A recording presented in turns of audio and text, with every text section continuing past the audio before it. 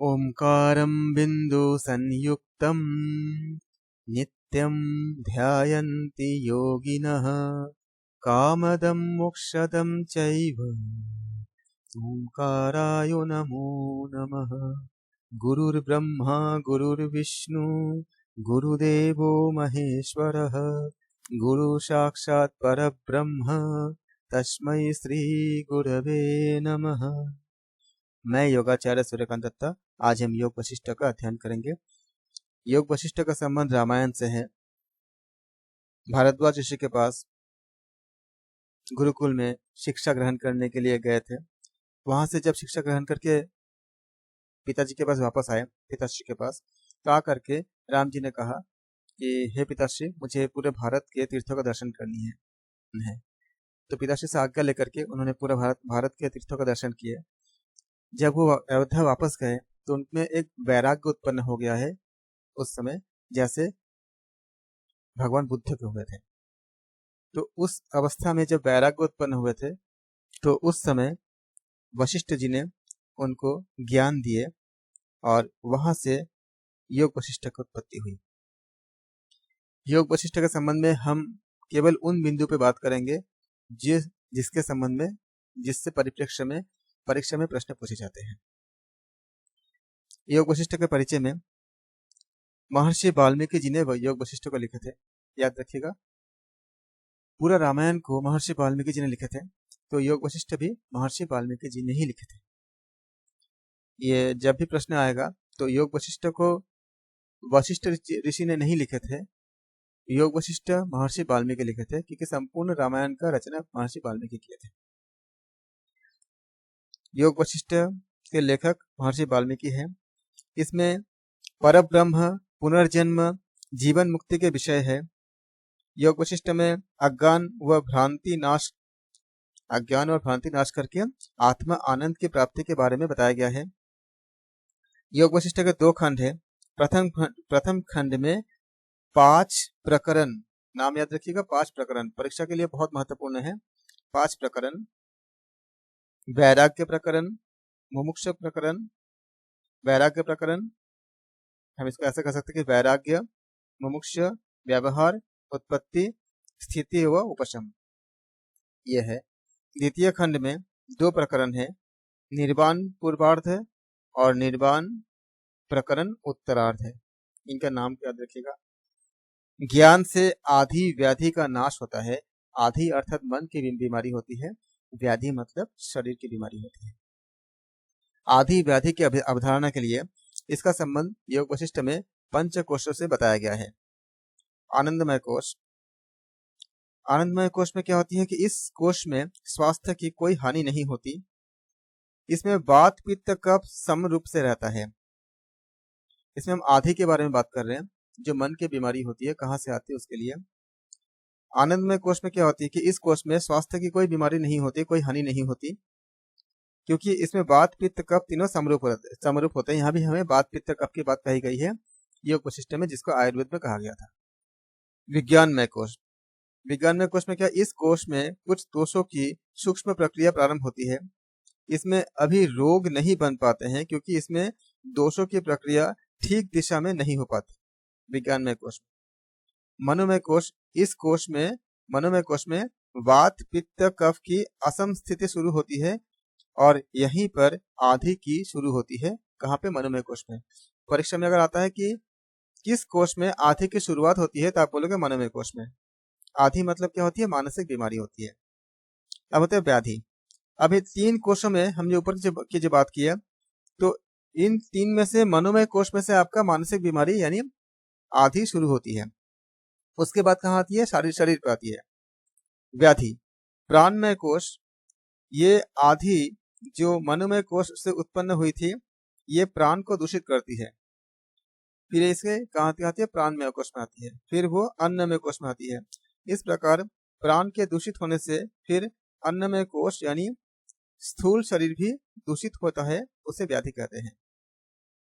राग के 2 प्रकार होती है। आधि से उत्पन्न वाले जो होते हैं उसको आधीज कहते हैं, और आधि से जो नहीं उत्पन्न होते हैं उसको अनाधीज कहते हैं। नाम शब्दों के साथ याद रखिएगा, आधीज और अनाधीज। इन शब्दों को हम रिप्लेस नहीं कर सकते हैं, हमें इन्हीं शब्दों का हमें उपयोग होंगे परीक्षा में, इसी शब्दों के साथ पूछे जाएंगे। तो आप याद रखना, आधी से उत्पन्न वाले जो रोग होते हैं उसको आधीज कहते हैं, आधी से जो नहीं उत्पन्न होने वाले रोग होते हैं उसको अनाधीज कहते हैं। अब आधीज, आधी आधीज रोग क्या होती है? एक होती है सामान्य आधीज, जिसको मतलब जैसे आज के विज्ञान कहता है कि परिवार में क्या होती है कि माता पिता से बच्चों में कुछ रोग ट्रांसफर होता है, हम कहते हैं इसको जेनेटिक कहते हैं। इस बारे में बहुत पहले ही, इतने हजारों साल पहले योग वशिष्ठ में बता दिया गया था। तो इसमें सामान्य आधीज जो पैतृक नहीं है और सार आधीज जो पैतृक होते हैं, यह हम कहते हैं इसको आधीज वैध।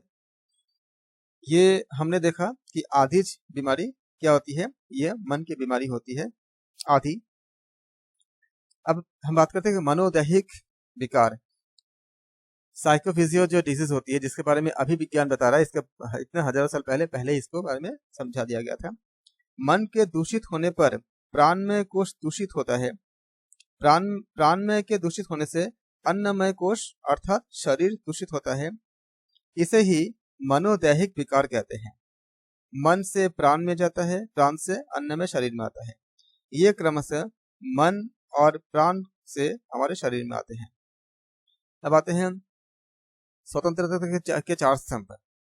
परीक्षा में आपने आधी व्याधि आपने लिख लिया, आपने परीक्षा में आधी व्याधि के संबंध में इन्हीं टर्म्स में से क्वेश्चन बहुत पूछे गए हैं, जहां भी योग वशिष्ठ के प्रश्न पूछे गए हैं। स्वतंत्रता के 4 स्तंभ क्या क्या है? शांति स्तंभ, शांति को शम कहते हैं, शांति, विचार, विवेक, संतोष को संतोषी कहते हैं, और सत्संग यानी साधु संग। शांति यति शम भावना, मतलब क्या? शांति मतलब कहते हैं कि सुख दुख होने पर भी शांति बनाए रखना। वास्तव में शम ही शिव है। यदि बुद्धि शम से युक्त है तो कटु भी हमें मधुर लगता है। जिस व्यक्ति के संपूर्ण अंग शांति से परिपूर्ण हो, उसे दुख भी पीड़ा नहीं पहुंचा सकते हैं। आप शांति के 3 पॉइंट्स बना के लिख सकते हैं। पहला पॉइंट में लिखिए, शांति यति शम भाव रहना, अर्थात दुख सुख इत्यादि होने पर भी शांति बनाए रखना। शम ही शिव है। यदि बुद्धि शम से युक्त होंगे तो कटु भी क्या? मधुर लगता है। पहला पॉइंट। सेकंड पॉइंट लिखिए, शांति में जिस व्यक्ति के संपूर्ण अंग शांति से परिपूर्ण है, उसे कभी दुख या पीड़ा नहीं पहुंच सकता। तीसरा पॉइंट लिखिए, शांत पुरुष संसार में श्रेष्ठ होते हैं। अब लिखिए विचार अर्थात विवेक। इसमें बुद्धि सूक्ष्म हो जाती है विवेक में, पहला पॉइंट में। अगला पॉइंट में लिखिए, दुख से पार जाने के लिए विचार के अलावा कोई रास्ता नहीं है, विचार के अलावा और कुछ नहीं है, उपाय नहीं है। तीसरा लिखिए, अगला पॉइंट, ये संसार रूपी योग की महा औषधि है। विवेक यानी विचार जो होती है, विचार ही ऊर्जा है, हम कहते भी है। अगला पॉइंट लिखिए, जिसमें विचार नहीं है वह दरिद्र है, दुखी है। सद विचार, विचार मतलब बुरे विचार नहीं, जो सात्विक विचार होते हैं उसके बारे में। अगला पॉइंट लिखिए, विचारहीन की उपेक्षा करो, अर्थात सात्विक विचार जिसके पास नहीं है उनके लिए उपेक्षा करो।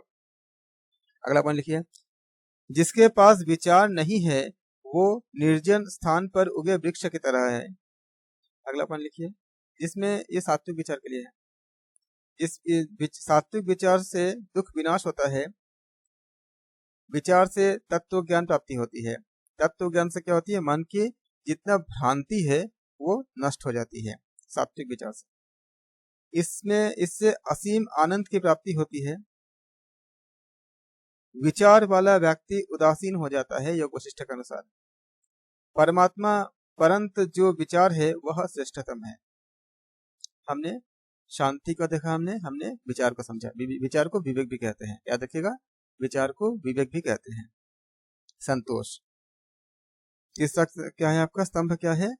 स्वतंत्रता के 4 स्तंभ, शांति, विचार, संतोष और सत्संग। हम सभी संतोष हम पढ़ेंगे, अध्ययन करेंगे। संतोष क्या है? इसे परम श्रेय भी कहते हैं। पहला पॉइंट लिखिए, संतोष में इसे परम श्रेय भी कहते हैं। अगला पॉइंट लिखिए, वह व्यक्ति जो अप्राप्त विषय की इच्छा नहीं करता, जो क्रमशः प्राप्त सुख दुख का भोग करता है, वो संतोष के अंतर्गत आता है। अगला लिखिए, संतोषी व्यक्ति के मुख पर सदैव लक्ष्मी विराजमान रहते हैं, क्योंकि उनको जो कुछ भी मिलती है उससे वो खुश रहते हैं, और जब खुश रहते हैं तो उसमें उनमें आनंद रहता है। तो उसमें कहते हैं कि इसलिए कहा गया कि संतोषी व्यक्ति के मुख पर सदैव लक्ष्मी विराजमान रहते हैं। अगला पॉइंट लिखिए, संतुष्ट व्यक्ति को शरीर संबंधी दुख होकर मानसिक संबंधी दुख नहीं होंगे, क्योंकि शरीर का दुख अगर भले ही हो, किसी तरह का, मान लीजिए कोई बीमारी है, ऐसा कुछ है, या कुछ भी आपका अगर किसी का कोई एक्सीडेंट होता है, भगवान ना करे किसी ऐसा कुछ होता हो, तो उसका शरीर का दुख हो सकता है, लेकिन उनके मन में ऐसे व्याख्या रहेगा उसके प्रति कि वो दुख उनके मन में होगा नहीं। फिर चौथा आता है आपका सत्संग। हमने देखा स्वतंत्रता के 4 स्तंभ क्या क्या है, शांति, विचार, संतोष और सत्संग। सत्संग अर्थ क्या है आपका, साधु संग होना, श्रेष्ठ पुरुष की संगति करना सत्संग में पहला पॉइंट लिखिए। अगला पॉइंट में लिखिए, साधु पुरुष के साथ रहते हैं तो दुख पूर्ण स्थान भी परिवर्तित होकर के सुख मिलता है, क्योंकि विचार में परिवर्तन आते हैं। अगला पॉइंट लिखिए, क्षण भर के लिए भी साधु संत की संगति से दूर नहीं होना है। अगला, ये हम सत्संग के रूप में हमने इसको क्लासिफाई किया। हमने देखा स्वतंत्रता के 4 स्तंभ बहुत महत्वपूर्ण है, इसको मैं बार बार रिपीट कर रहा हूं आपको, शांति, विचार, संतोष, सत्संग। अगर हम एक एक लाइन में बताना चाहेंगे, शम यानी शांति, इसका अर्थ क्या बोलेंगे, शम शांति अर्थात सभी सुखों में परम सुख होती है, क्या, शांति। अगर परीक्षा में प्रश्न आता है कि सभी सुखों में परम सुख क्या है, आप बोलोगे शांति या शम। विचार यानी विवेक, सभी ज्ञानों में श्रेष्ठ है, सभी ज्ञानों में श्रेष्ठ क्या है, विचार या विवेक। संतोष, सभी लाभों में श्रेष्ठ है। सत्संग, सभी गतियों में परम गति है। यह आपने लिख लिया। अब एक सेक्शन आती है प्रश्न उत्तर के रूप में। यहाँ पे महर्षि शुक्र को कैसे ज्ञान प्राप्त होती है, ये एक कहानी है जिसको राम जी को विश्वामित्र जी ने सुनाई थी। महर्षि वेदव्यास जी के पुत्र महर्षि शुक्र है, तो इनके एक प्रश्न था। इस प्रश्न का उत्तर तो वेदव्यास जी दिए थे, लेकिन उनसे वो संतुष्ट नहीं हुए, तो वेदव्यास जी ने उनको राजा जनक के पास भेजे, क्योंकि राजा जनक बहुत संतोषी व्यक्ति है, बहुत संतुष्ट थे, हमेशा संतुष्ट रहते हैं। तो उनसे आकर के ये प्रश्न को उन्होंने उत्तर पाया। इसके ऊपर ये कथन है जो परीक्षा में पूछे जाते हैं, इसके बारे में मैं बता रहा हूँ, बहुत समराइज करके मैं बता रहा हूँ। प्रश्न था कि परमानंद के उच्चतम स्तर को महर्षि शुक्र कैसे प्राप्त करते हैं, क्योंकि महर्षि शुक्र को परम आनंद को उच्चतम स्तर को प्राप्त करना था, और उनके पिताजी से उन्होंने प्रश्न पूछे थे। अब पिताजी ने उत्तर देकर के फिर उनसे संतुष्ट नहीं हो हुए अपने पिता से, तो पिताजी ने उनको जनक के पास भेजते हैं। इसके बारे में मैं स्टेप बाय स्टेप आपको समराइज करता हूँ, उसको आप लिख ले कॉपी में। प्रश्न है, परमानंद की उच्चतम स्तर को महर्षि शुक्र कैसे प्राप्त करते हैं। उत्तर है, पहले आपका पॉइंट पे लिखिए, ये कहानी श्री राम जी को विश्वामित्र जी ने सुनाई थी। अगला पॉइंट, महर्षि शुक्र वेदव्यास जी के पुत्र हैं। वेदव्यास जी का ही नाम कृष्ण द्वैपायन होता है, द्वैपायन है। अगर वेदव्यास जी का नाम को दूसरे नाम से क्या है पूछा जाए तो आप बोलेगा कृष्ण द्वैपायन, कृष्ण द्वैपायन। अगला पॉइंट लिखिए, महर्षि शुक्र अपने पिता वेदव्यास जी के पास कुछ प्रश्न लेकर जाते हैं और संशय दूर करना चाहते हैं और प्रश्न पूछते हैं, तो वेदव्यास जी ने उनको उत्तर देते हैं, परंतु उससे वो संतोष नहीं होते हैं। फिर वेदव्यास जी शुक्र को राजा जनक जो कि परम संतोषी थे उस समय, उनके पास भेजे और उन्होंने कहा कि जाइए, उनसे आपको संतुष्टि मिल जाएगी। शुक्र राजा जनक के पास गए, वहां जाकर उन्होंने कुछ दिन तक पहले राजा जनक से मिल नहीं पाए, उनको आवभगत किया गया, जिससे बहुत ही भोग विलासपूर्ण वातावरण में उनको कुछ दिन तक उनको ठहरे वो। फिर उनके मन में ये प्रश्न आया कि महर्षि शुक्र के मन में ये प्रश्न आया कि राजा में इतनी ज्यादा भोग विलास में जब राजा जीते हैं, तो हमें ये राजा हमें मेरे उत्तर कैसे देंगे मेरे प्रश्नों के, क्योंकि मेरा प्रश्न तो त्याग यानी मोक्ष से संबंधित है। तो ये उनके मन में सवाल था, लेकिन क्योंकि उनके पिताजी ने भेजे थे तो तब भी उन्होंने उनके पास गए, उनसे मिले। फिर उन्होंने राजा जनक से प्रश्न किया। महर्षि शुक्र ने राजा जनक से प्रश्न किया। प्रश्न क्या है, मैं प्रश्न और उत्तर दोनों बताता हूँ, इसको आप लिख लो, प्रश्न और उत्तर, क्योंकि इसी के आसपास में प्रश्न आपके एग्जाम में पूछे जाते हैं। प्रश्न है, संसार किस करण में उत्पन्न हुआ। यहाँ पे लिखिएगा करण है, कारण नहीं है, का में आखिरी मात्रा नहीं है, करण। संसार किस करण में उत्पन्न हुआ। उत्तर है संसार अंतःकरण से उत्पन्न हुआ। ये उत्तर महर्षि जनक दे रहे हैं, जो राजा भी थे, और प्रश्नकर्ता कौन है, महर्षि शुक्र है, याद रखिएगा। प्रश्न है, महर्षि शुक्र जी का प्रश्न है, संसार किस करण में उत्पन्न हुआ है। जनक जी उत्तर देते हैं, संसार अंतःकरण से उत्पन्न हुई है। प्रश्न है, ये संसार कब नष्ट होगा। उत्तर है अंतःकरण के विनाश पर संसार का विनाश होगा। प्रश्न है, ये कितना बड़ा है। उत्तर है तीनों काल में बाधित होने से दिशाएं हैं। प्रश्न है, कितने काल तक रहेंगे। उत्तर है प्रलय काल तक रहेगा।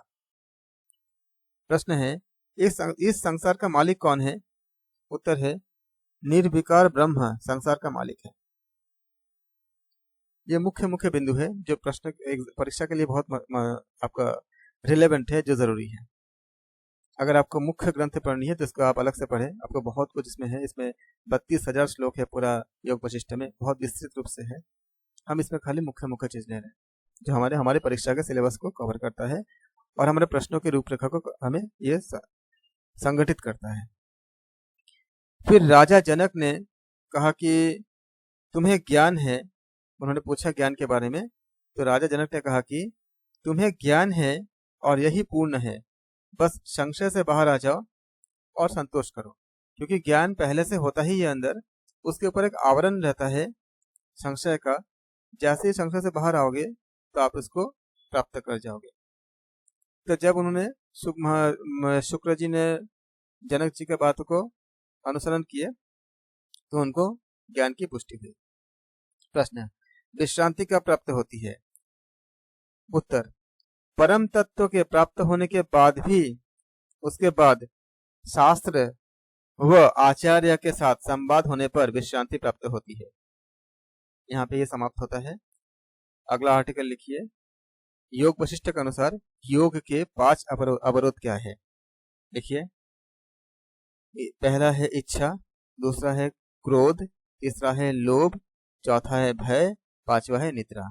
अगर परीक्षा में आता है योग वशिष्ठ के अनुसार योग के 5 अवरोध ऑब्स्टिकल क्या है, तो आप बोलोगे इच्छा, क्रोध, लोभ, भय और निद्रा। अवरोध के रूप में अंतराय भी कहा गया है। अंतराय आपका पतंजलि योग दर्शन में बताया कि 9 अंतराय, व्याधि, स्त्यान, आलस्य, ऐसे उसमें 9 अंतराय है। उसको आप जब पतंजलि के अनुसार ऋषि महर्षि पतंजलि योग दर्शन के अनुसार अगर पूछे जाएगा तो आप वहां पे बोलोगे 9 अंतराय बोलोगे। ऐसे ही आपका हठयोग में, हठयोग प्रतिपिका में और घृण संहिता में साधक तत्व बाधक तत्व के रूप में बाधक तत्व में आपका कुछ अंतराय बताए गए हैं। अगर हिरण संहिता या हठयोग प्रतिपिका के अनुसार पूछा जाएगा तो वहां जो बातें बताई गई उसके अकॉर्डिंग बताएंगे आप, इसलिए आप पुस्तक का नाम याद रखेंगे। योग वशिष्ठ में जो योग के 5 अवरोध है उसके बारे में पूछा गया है। जैसे 5 अवरोध क्या है आपका, इच्छा पहला, दूसरा क्रोध, तीसरा लोभ, चौथा भय, पांचवा निद्रा। फिर योग वशिष्ठ में ध्यान के 8 अंग बताए गए हैं। ध्यान के 8 अंग क्या है, जो हमारे अष्टांग योग के जो है वही सेम चीज है, यम, नियम, आसन, प्राणायाम, प्रत्याहार, धारणा, ध्यान और समाधि। फिर योग वशिष्ठ में सत्वगुण के विकास 12 प्रकार की प्रज्ञा के बारे में बताया गया है। पहला क्या है, इदम प्रथमता। फिर गुण पितरी, पहला क्या है, इदम प्रथमता, इदम प्रथमता। सेकंड क्या है, गुण पितरी। थर्ड क्या है, समत्वा। चौथा क्या है, अधम सत्वा। पांचवा है अत्यंत तामसी। छठा क्या है, 6th राजसी। 7th है राजसत्विकी 8th है, राजस राजसी 9th है, राजसी तामसी 10th है, राज सत्तंत तामसी 11th है, तामसी 12th है, ताम ससत्वा, ये आप इन 12 को 12 को आप याद रखेंगे, इसको हेडिंग डालेंगे सत्व गुण के विकास अर्थात 12 प्रकार की प्रज्ञा। अब इसके बाद बहुत महत्वपूर्ण जो योग वशिष्ठ का मुख्य बिंदु है जिसमें बहुत ज्यादा पूछे जाते हैं, यह है ज्ञान की सप्त भूमियां। क्या क्या है? शुभेच्छा, सुविचारणा, तनुमानसा, सत्यापत्ति, असंशक्ति, पदार्थ भावना और तुर्यगा। यह आप नाम को ही याद रखेंगे और क्रम से याद रखेंगे। पहला शुभेच्छा क्या होती है कि जब भी हम किसी चीज को इच्छा करते हैं, जैसे हम चाहते हैं कि योग के हम सीखे, हम योग का अध्ययन करें, तो हमने हमारे अंदर अच्छा सात्विक इच्छा उत्पन्न हुआ, हम पूजा पाठ करें, एक सात्विक इच्छा उत्पन्न हुआ, हम किसी की मदद करें तो सात्विक इच्छा उत्पन्न हुआ। तो जो सत्य का बोध होता हो, ये कुछ अच्छा करने की, कुछ सात्विक कार्य करने की, ये इच्छा को हम कहते हैं शुभेच्छा कहते हैं। फिर आते हैं सुविचारणा। विचार करते हैं ना कि हाँ हमें योग सीखनी है, तो कहाँ से सीखनी है, किस यूनिवर्सिटी से सीखनी है, कहाँ कहाँ पुस्तकें मिलेंगे, ये हम क्या करते हैं, इसका विचार करते हैं। तो शास्त्रों के माध्यम से विचार करना क्या है? विचारना। फिर आती तनुमानसा। जब हम ऐसा अध्ययन करते हैं तो हमारे मन का जो ग्लानि होती है, जो आपका गंदगी होती है, जो तमस होती है, वो कम हो जाती है। इस कम होने को कहते हैं हम लोग मन के हल्कापन होना, इसे कहते हैं तनुमानसा, यानी निध्यासन करना या मन को बहिर्मुखी से अंतर्मुखी करना। फिर आती है सत्यापत्ति। सत्यापत्ति मतलब जीव ब्रह्म वृत्ति होता है, निर्विकल्प समाधि की अवस्था, सत्य पदार्थ में स्थिर होना, क्या होती है? सत्यापत्ति। फिर आती है असंग शक्ति, अर्थात इसका मतलब क्या होती है? इसका मतलब होती है ब्रह्म के साक्षात्कार होने के बाद जो चमत्कार उत्पन्न होना, वह क्या होती है? इसका नाम है असंग शक्ति। इससे अविद्या दूर हो जाती है। फिर होती है आपका पदार्थ भावना, अर्थात किसी मतलब पदार्थ की भावना का कम एकदम नष्ट होना, यानी पदार्थों की भावना न रहना। पदार्थ भावना मतलब क्या हुआ? पदार्थों की भावना न रहना। यह पदार्थ अभावनी कहते हैं इसको। इसमें जब दृढ़ स्थिति हो जाती है, इसमें दृढ़ स्थिति हो गई है, इससे ब्रह्ममावित परियान इसको कहते हैं। इसको क्या कहते हैं? इसे कहते हैं ब्रह्ममावित परियान। फिर आते हैं तुर्यगा। ये एकमात्र स्वरूप में प्रतिष्ठित यह ब्रह्म विद्या आपका जब अवस्था होती है, जिसको हम लोग तुरीय अवस्था कहते हैं, यह अवस्था होती है, यह इसको हम कहते हैं तुर्यगा कहते हैं। फिर हमें बात करेंगे योगाभ्यास के सप्त भूमियां। सप्त भूमि के बारे में पूछे जाते हैं प्रश्न, आप इसको अलग से नोट करें, हेडिंग डालिए आप सब, योगाभ्यास की सप्त भूमियां। हम इसको आप नंबर 1 से लिखिए। श्रवण, मनन, निधिध्यासन, विलापनी, ब्रह्मावित, आनंद रूपा, तुर्य अवस्था। ये जितना मैंने अभी आपको बताया, ये खाली एक समराइज किया मैंने। इनके बारे में डिटेल में आप अपने पुस्तक में आप अध्ययन कर सकते हैं। इनको अगर आप याद रखेंगे तो पूरे एग्जाम का जो क्वेश्चन है, जिसमें योग वशिष्ठ के जो क्वेश्चन पूछे जाते हैं, इन्हीं टॉपिक के आसपास आपको पूछे जाते हैं। इन टॉपिक का अगर आपको पूरा क्लियर रहेगा तो आपको क्वेश्चन करने में बहुत आसानी होगी। अब हम योग वशिष्ठ के कुछ प्रश्नों को हम इसमें सम्मिलित करेंगे। हम प्रश्न और उत्तर दोनों बोलेंगे, आप इनको नोट करें, इनको आप नोट्स बना करके इसका अध्ययन करें। प्रश्न है, आधि व्याधि की अवधारणा किस योग ग्रंथ में है? उत्तर है योग वशिष्ठ में। प्रश्न है, आधि व्याधि किससे संबंधित है? उत्तर है शरीर के कोषों से। आधि मानसिक बीमारी होती है, व्याधि शारीरिक बीमारी होती है। इसी के सिलसिले में आगे क्वेश्चन है कि आधि का संबंधित किस प्रकार के बीमारी से या विकार से होती है? उत्तर है मानसिक। प्रश्न है, व्याधि किस प्रकार के विकार से संबंधित है? उत्तर है शारीरिक। प्रश्न है, आधि व्याधि के आधार पर योग के कितने प्रकार है? उत्तर है 2 प्रकार, आधीज और अनाधीज। आप इन्हीं शब्दों का उपयोग करेंगे, आधीज और अनाधीज। प्रश्न है, आधीज रोग कितने प्रकार के होते हैं? उत्तर है 2, सामान्य जो पैतृक नहीं होता, जो आपका जेनेटिक नहीं होता, और दूसरा सार जो पैतृक होते हैं। इन्हीं शब्दों का आपका उपयोग करनी है, सामान्य और सार। इसके अलावा और कोई शब्द का आप उपयोग नहीं करेंगे। सामान्य मतलब जो पैतृक नहीं होता है, सार जो पैतृक होते हैं। प्रश्न है, स्वतंत्रता के 4 स्तंभ कौन कौन से हैं? उत्तर है शम, विवेक, संतोष और साधु संग। प्रश्न है, शुक्र को संतोष प्राप्त करने के लिए वेदव्यास जी ने किसके पास भेजे थे? उत्तर है राजा जनक के पास। किसी किसी जगह पे महर्षि जनक भी लिखी जाती है या महर्षि राजा जनक भी लिखी जाती है, क्योंकि वो ऋषि भी थे।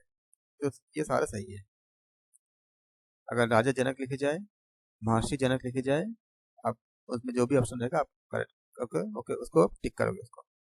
प्रश्न है, योग वशिष्ठ के अनुसार योग के 5 अवरोध क्या है?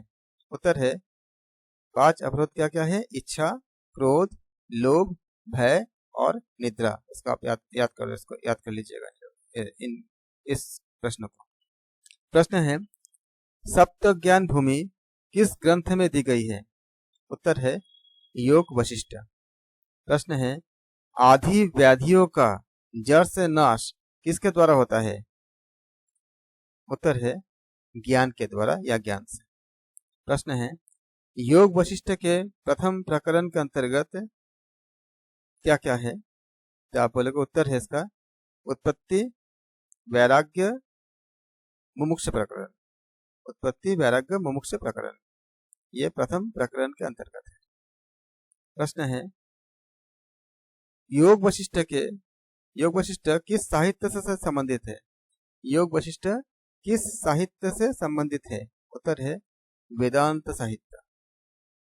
प्रश्न है, जन्मादि विकारों से, जो हमारे जो जन्म के जो विकार होते हैं, जन्मादि विकार की जड़ किससे नष्ट होती है? उत्तर है आत्मज्ञान से। प्रश्न है, महामोहदायिनी आधिया किसके द्वारा उत्पन्न होती है? उत्तर है आनंद से। प्रश्न है, योग वशिष्ठ का मुख्य उद्देश्य क्या होता है? उत्तर है अज्ञान और भ्रांति का नाश करके आनंद की प्राप्ति करना। प्रश्न है, आधि क्या है? वो कौन से कोष से शुरू होती है? उत्तर है आधि मानसिक बीमारी है, ये मनोमय कोष से शुरू होती है। प्रश्न है, कृष्ण द्वैपायन कौन है? उत्तर है कृष्ण द्वैपायन वेदव्यास का ही एक और नाम है। प्रश्न है, योग वशिष्ठ के अनुसार प्रज्ञा कितने प्रकार की होती है? उत्तर है योग वशिष्ठ के अनुसार प्रज्ञा 12 प्रकार की होती है। प्रश्न है, योग वशिष्ठ के अनुसार योग का अवरोध क्या क्या है? उत्तर है योग वशिष्ठ के अनुसार योग के 5 अवरोध होते हैं, ऑब्स्टिकल जिसे कहते हैं हम लोग, बाधक तत्व।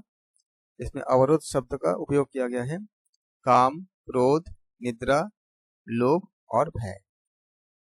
इसका आप नोट करके इनको याद करिएगा।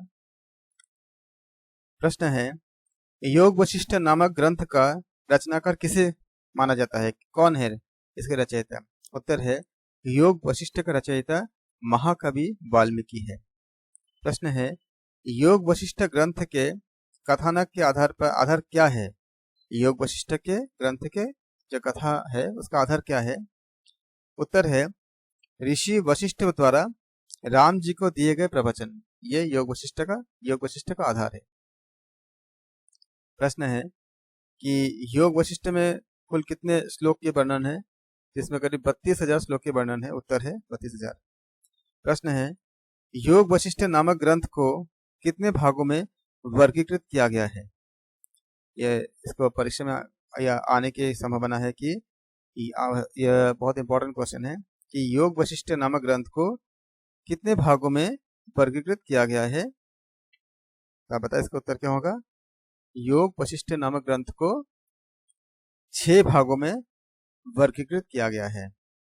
प्रश्न है, योग वशिष्ठ के पंचम भाग में किसके बारे में वर्णन किया गया है?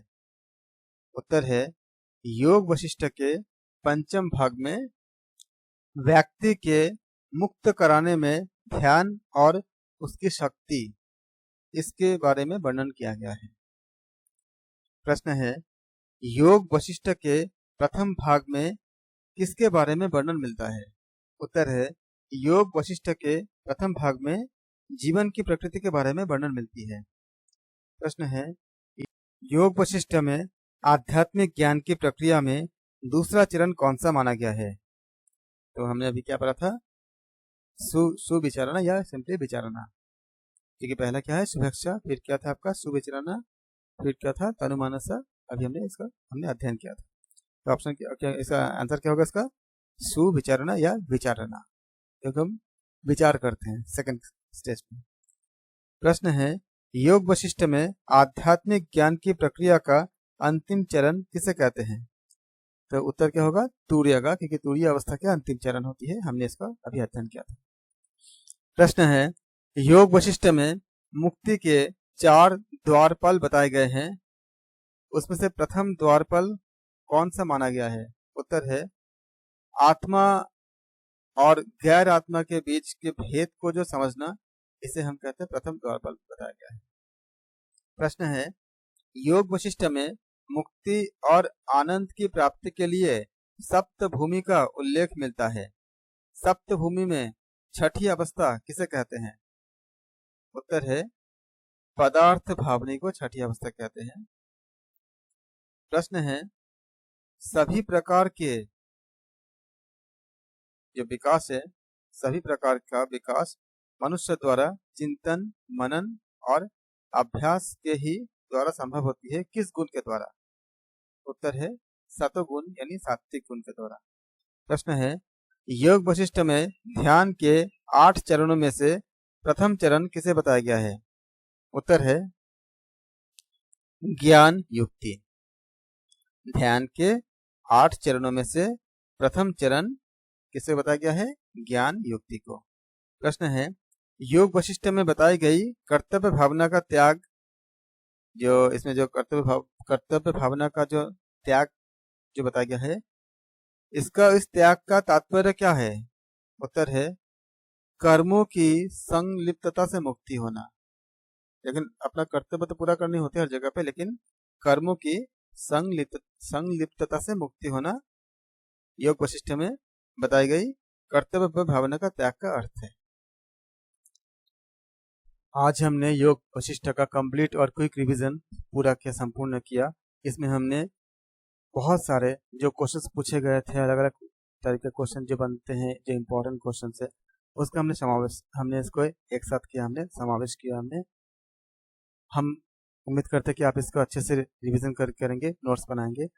हम अगले वीडियो में इसी प्रकार से उपनिषद को पूरा समराइज करेंगे और आपको जितने उपनिषद यूजीसी नेट के सेकंड पेपर में, योग के सेकंड पेपर में सम्मिलित है, उनका हम एक समरी बना करके आपको देंगे, जिससे आप टू द पॉइंट आप उसके क्वेश्चंस को अटेम्प्ट कर सको। क्योंकि जब हम इतना कुछ पढ़ लेते हैं तो हमारे सामने कभी कभी चीज़ें स्लिप हो जाती है, उसको हम सारे उपनिषद को जो मुख्य बिंदु है उसको लेके हम अगला वीडियो आपको देंगे।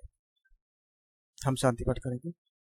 सर्वे भवन्तु सुखिनः, सर्वे सन्तु निरामया, सर्वे भद्राणि पश्यन्तु, मा कश्चित् दुःखभाग् भवेत्। ओम शांति, ओम शांति, शांति। मैं योगाचार्य सूर्यकांत दत्ता आप सबको नमन करता हूँ। आप सबके अंदर जो परमात्मा है उनका मैं प्रणाम करता हूँ। आपका दिन मंगलमय हो। ओम शांति।